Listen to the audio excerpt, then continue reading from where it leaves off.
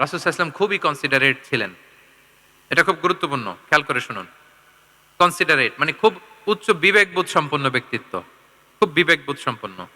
আমাদের অনেকের মধ্যে এটা, আমাদের অনেকের সেন্স কাজ করে না। আল্লাহর হাবিব সাল্লাল্লাহু আলাইহি ওয়াসাল্লাম he was a man of six senses.